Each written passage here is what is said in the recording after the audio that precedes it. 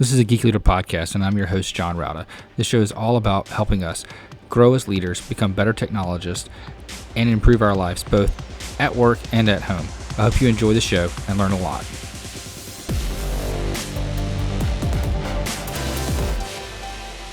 Welcome to a Geek Leader podcast. I'm your host, John Rauda. And if you could, please do me a favor and take a moment and leave a rating and review in whatever podcast player you're listening to this on, whether it's Apple Podcasts, Spotify, iHeartRadio, doesn't matter. I would greatly appreciate it. And that feedback really helps get other listeners to the show. Also, if you're not subscribed, go ahead and subscribe so you don't miss an episode. And if you feel so inclined, you can go to geekleader.com/tip and donate to the show. Thanks so much. All right, Geek Leaders, today I'm honored to have Govind Balu on the show. He is an entrepreneur with experience in data and AI. We're going to talk a lot about how data and AI can help drive businesses and talk about digital transformation and the importance of using some of these new tools today in that. He's also the founder and CEO of QuaXigma, which is a company that helps small to medium-sized businesses do this whole data-driven transformation. So we're going to talk a lot about that today as well. Anyway, with all that being said, Govind, welcome to the show. Thank you so much, John. I'm honored to be here. If you don't mind, just tell the audience a little bit about your background and kind of how you got to where you are today, and what is it that you're doing?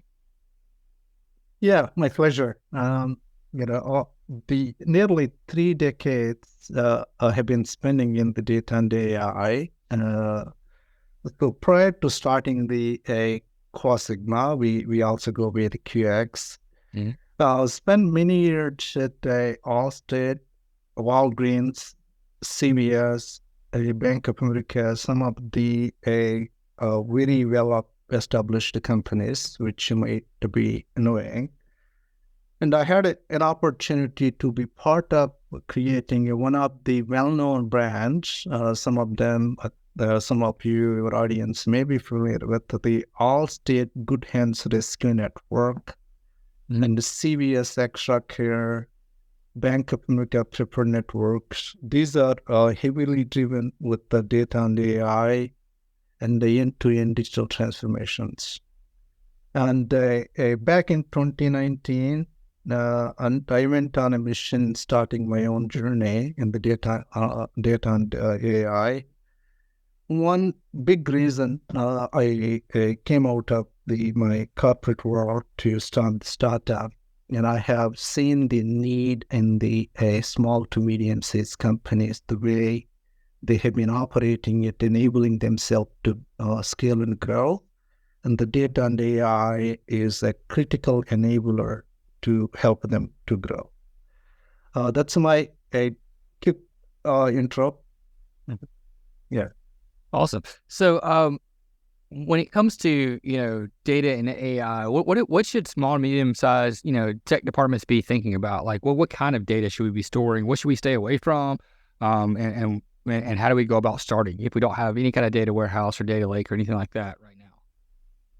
Absolutely. I get to ask that question a lot. There are a couple of reasons. I think let me give you some high-level background where the small to medium-sized companies are. If you're looking at the small to medium-sized companies, there are 90% of the businesses today that represents the small to medium-sized companies across the globe. Out of that, the 50% of the employment comes from the small to medium-sized companies. If we're talking about exclusively in the United States, and the 500 employees and fewer, they made up to close to 90 plus businesses.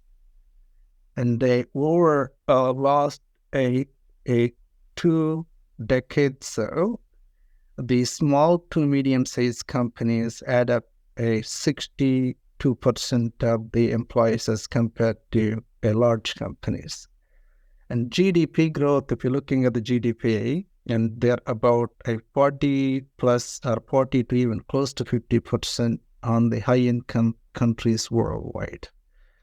If you're looking at a couple of challenges, what they're having in growing the business, they're always challenged with staying top of the competition. Meaning, how can they grow the business, when they should go back and invest it, and how much they invested, how do they compete with the big companies that have been a big challenge for them? Another challenge, if you're looking at their customer expectations. So if you go to the big companies, you may have more resources, more structure, more stability. They have a big name. When the customers come to a small to medium-sized companies, they're challenged with the meeting the customer expectations. The other challenge is the skills and the talent on the shortage side. So they're very challenged with the limited resources. There is a lot to get it done. So going back to your point on where we, at least my experience speaks to a small to medium-sized company struggling with the one is they are trying to leverage the data on the go. Okay. They don't have a properly structured data. It's not fully governed. It's not centralized. Some cases, even the opportunity to even getting the right data into their data repository, treating that data as an asset is the main issue, what I have experienced. When you don't look at data as an asset, try to leverage it, try to understand their operational challenges, a customer experience challenges, and even finding out the new opportunities on the acquisition side of the customer is very, very challenging. I think going back to your point, number one is that building that initial, what they call the strategic data infrastructure is a huge, huge challenge. And currently I'm working with a number of small to medium-sized companies. Every client I'm engaged with, their number one challenge is the data issues. They can't get to the data. Even they can get to the data, their data is not trusted. And the second challenge, what I have seen it, I think, which is I have seen it with the big companies, it's called the KPIs. How do we define a KPIs that are relevant for the business? A lot of companies are changing with the different KPIs.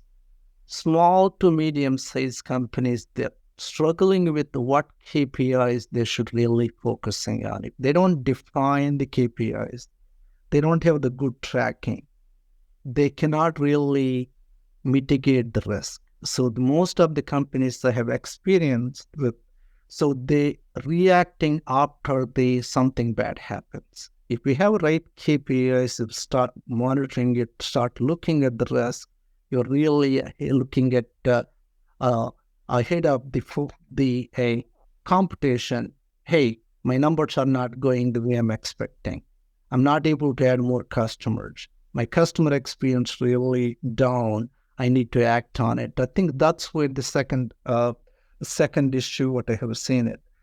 Third issue, what the experiencing with particularly data on the AI side, there is a significant scarcity using the data on the AI, because a lot of the small to medium sized companies, they don't know what they can expect.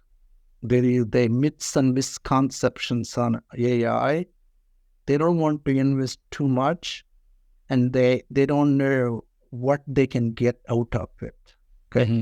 And also the lack of AI expertise. Even you go back and they don't know whom to hire. Even if they hire, they don't know how to train, and they provide a right level of leadership so they can get a max value out of it. So that's why I think AI is kind of a unknown territory to small to medium companies. I think my experience with working with the small to medium-sized companies, they are starting on now building on the data lake or data warehouse, and slowly moving into what I call the descriptive analytics, or some people call the business intelligence capabilities. And some companies are, heading towards leveraging AI to drive the growth. So that's my experience has been. It comes to three different capabilities. How small to medium sized companies are using. So what kind of KPI should we be like thinking about? Is it just sales, revenue, profitability? You mentioned customer experience, and how do we go about capturing that information? So if we break down the business, my view, we try to make very complicated. I break down three different segments, John. One is the customer experience, customer acquisition side, and the second is the operations side. Third one is the growth. So if you look at the customer experience side, so there are three KPIs I generally recommend. One is, are your customers are happy? So some people use the CSAT, customer satisfaction score. A lot of companies are moving from CSAT to Net Promoter Score.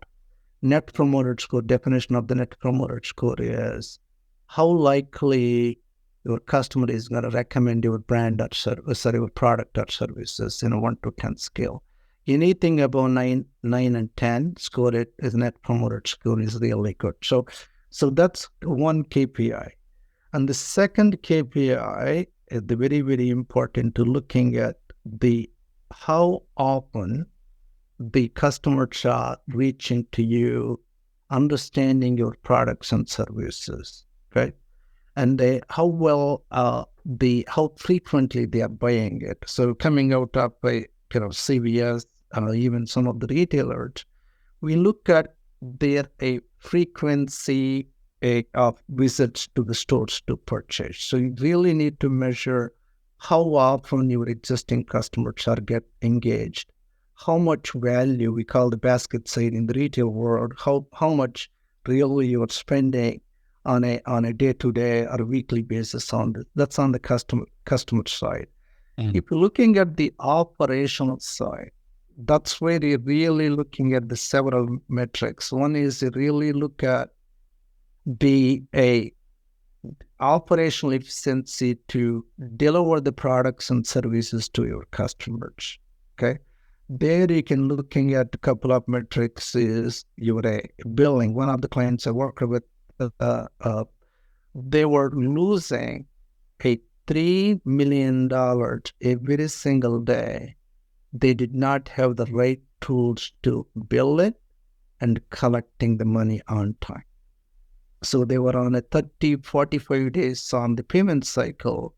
They're always losing that payment cycle. They collect their money 60 to 65 days.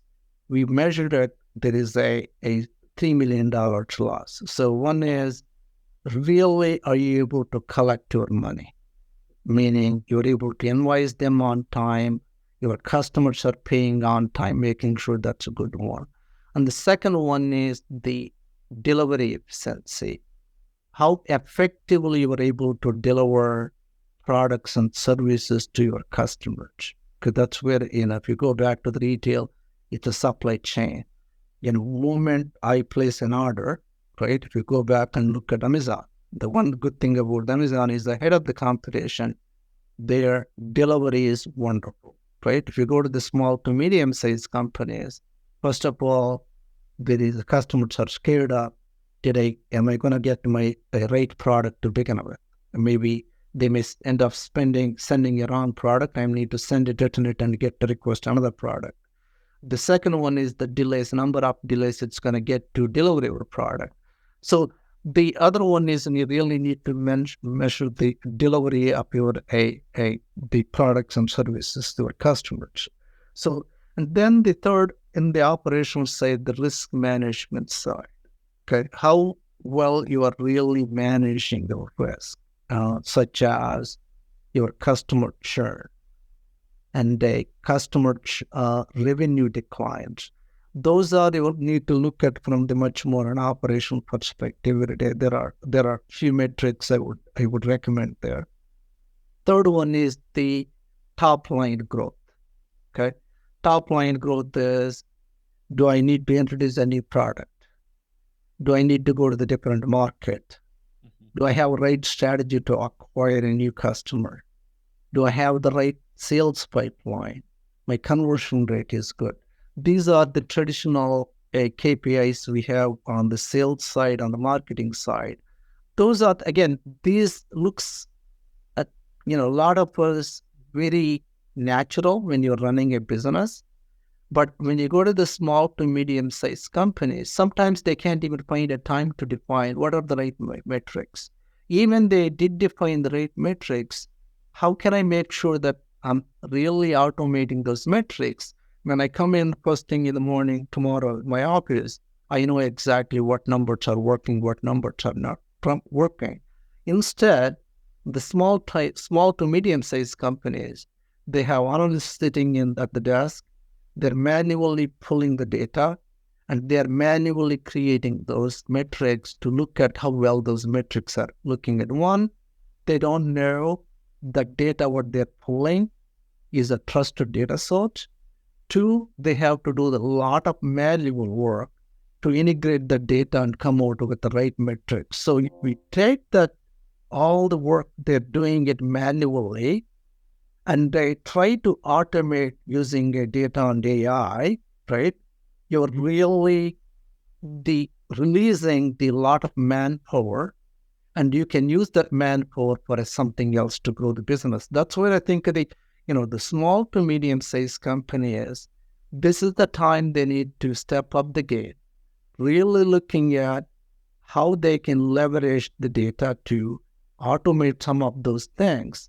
They can use the talent what they have in-house to work on a growth side of the company.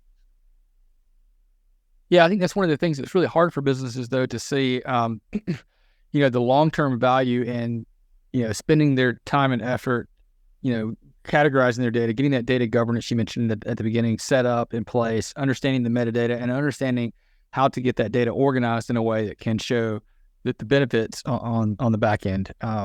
So for one question I have, how does, some of the newer technologies and things that are coming out with AI and things like that, how does that help businesses in this sense? So, in my view, again, this is what I have been doing it for a living quite some time. Data is a raw material. You have to have a raw materials to leverage the new tools. AI is the tool set. It's a toolbox. Can I use the kitchen analogy, right? You go back and get the raw materials from grocery store, you put it in the house, and you use the kitchen and to make the right products, dishes at the kitchen. So the first thing is, if we don't have the data, it's not organized, it's not quality, it's not well governed, the outcome what you are going to be drive from the data is going to be, you can use the AI, you can use the other tools. It's unpredictable. So the first, the tools or a technologies out there is a data lakehouse implementations. There are a lot of cloud technologies. One is you can go to the Azure, and you can go to the AWS, you can go to the GCP, and there are many database technologies out there. And you can, spin up that cloud platform, within a couple of months if you're really good with those cloud technologies. Once you have a cloud technologies on the data lake side got spun up, then you are really looking at building some of the pipelines, data pipelines. My data is going to come from my CRM systems. My data is going to come from my ERP. My data is going to come from external data sources. You start defining where the data should come from. Once you build the pipelines, you already have the data is coming into your centralized data platform. Once you have the data is coming in, your first problem is a foundational level it's solved. Okay, absolutely, that's important. I think if a audience are listening it, I want them to just take an initiative to build a data lake, make sure that they have their data is centralized. Mm-hmm. And the second and the most important one, which we talked about a few minutes ago, then sit down with your business, the leaders in the organization. first thing they need to come out with, now that they have the data, let's leverage some of the tools to automate my business KPIs. Okay, going back to customer experience KPIs, operational KPIs, top line KPIs, you really need to define those and start automating. Some of the technologies, they have been there, but they're getting much more matured. Power BI is the relatively fast growing the KPI implementation tool. Descriptive analytics are a monitoring all the metrics. There is a Tableau, there is a ClickView. There are a lot of technologies out there.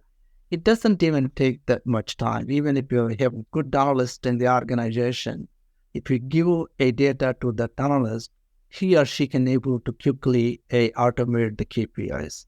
Now we have the data lake, such as the cloud, Azure, AWS. There are technologies like SQL DB, Synopsys on Azure. There is a Redshift.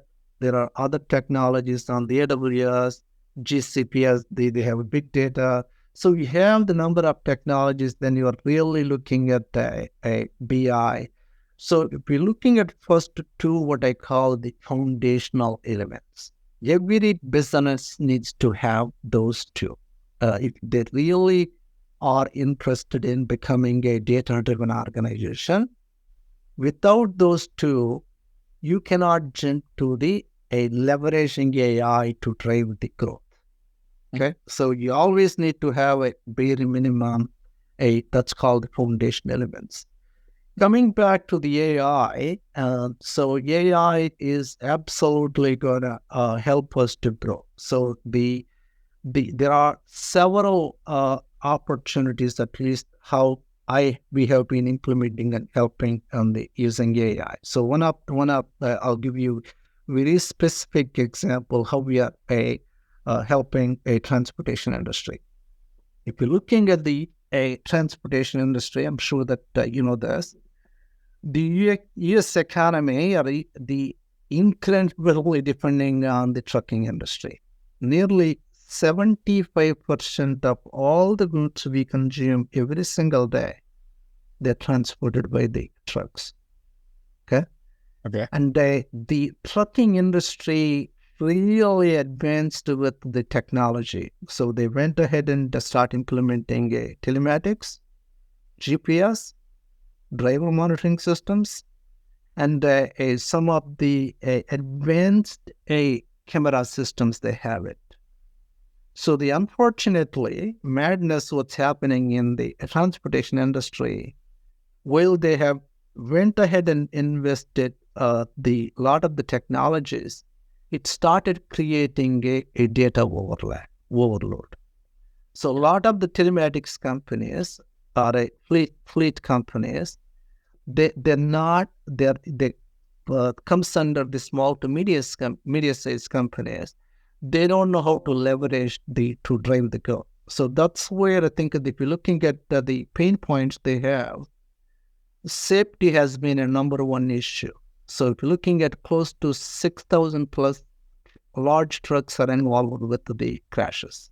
Okay, 40 plus of the increase in the last 10 years, and on an average 4.5 accidents per driver per year. Okay, and if we overall look at overall motor vehicles, the deaths are increasing. Okay, the main reasons, some of the at least key reasons I would say, the driver errors, the vehicle malfunction. Some of them is on the environmental issues. That means they're driving on unknown roads. So that's where the solution or a platform what we built is called Fleet Intellect. They can go back to our company website, QuaXigma.com. They can look at one of the products, which is a Fleet Intellect. So what the Fleet Intellect does, it really integrates with the telematic systems, the dispatch systems, some of the external data. It precisely predicts who is at a major risk? In real time, I'm talking about it comes to the safety. So one main cause for the safety is the speeding. Okay, this system goes even further down, and why that particular driver is really speeding. So our analysis, our predictions, if you go back and look at the driver level, there are a couple of reasons. A lot of times the driver who is speeding above a normal speed, he wants to drive more miles. Of course, he wants to make more money. That's how they get paid, right? The second reason is that driver doesn't take enough breaks. He's not resting it, okay? Mm-hmm. That means he wants to drive more miles, and also does not get enough rest. Those are triggering the challenges to the overspeeding. So the point, what I'm trying to say, one of the issues we are solving it for transportation industries using AI, we are precisely identifying it. Who is the driver at risk? What recommendations we should give it to the driver to slow him down on the road, so that he will come back. He will reduce the risk of meeting an accident.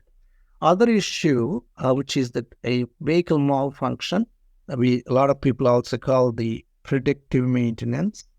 If you're looking at one of the average cost for roadside repair is up to 30% for every year. So that means all these vehicles are not properly what I call predicted how likely this particular vehicle is going to predict on the road. We identify the issues ahead of the time before they schedule on the road. So we alert the mechanics or the service department, hey, you have a fleet of vehicles, which vehicle need to be inspected, looked at, and got some basic repair done before they put those vehicles on the road. So coming back to how the small to medium-sized companies are benefiting this, they really need to look at data is the first a foundation element, and the second one they need to really look at some of the newer technologies, Power BI, Tableau, and Qlik, to do the lot of KPIs implementation. Then third, they need to leverage a lot of AI technologies. Within the AI, there are number of levels of complexity. There's a deep learning, there is a neural network, there is a machine learning. So there are different tiers of the technologies available, and that they really need to identify the right use case to solve in that it comes to the AI. So my view, I think the AI is still, not quite there with the small to medium-sized companies, but a lot of companies are thinking about getting there. Yeah. So how is it that you guys get involved to help small to medium-sized businesses when they realize they have a need and they're ready to reach out? How is it they go about doing that? So a lot of our clients, we predominantly working with the small to medium-sized companies. They start coming to us providing the holistic data strategy for their company. Okay, so they don't come to you us. I need a AI solution. Right. So we truly act like a growth engine, that enables the company. So we look at three different things. The first, once the client is engaged, we assess their a data strategy. The data strategy is, do you have the right data lake implementation is done? Do you have the data right pipelines built? Do you have the data governance is done? Do you have the right data security? Do you have the data quality is implemented. We look at the maturity of the data. So that's very, very important as I continue to talk about that. So number one recommendation I can give it to the small to medium-sized companies, they have to treat the data as an asset. That's where they need to really focusing on. They have the right data before they start doing anything. So that's where we look at. So we're looking at their data strategy. We assess their data maturity, and we recommend where are their opportunity improve a data lake or a data strategy perspective. The second, we have a lot of domain expertise industries we work with. That's where we come in and sit with the business leaders. We engage with all the levels. We engage with the business leader side. We engage with the technology leaders. We also bring both of them together. We sit at both the leaders in the conference room. We identify what are the right KPIs they need for their business. We are working with a couple of companies in the manufacturing right now. In fact, I came out of that meeting before this podcast. I was sitting with the VP of the IT, VP of the business, literally talking about what KPIs it is important for them. So we define those KPIs, make sure that they have the right KPIs. Once we have aligned the KPIs, we look at what is their level of maturity in the organization to track and monitor and do a diagnostics if that KPI is not working. So that means we define the KPI, we implement the monitoring, we also implement the diagnostics. It's like you have the sales pipeline, you're expecting a 20% conversion.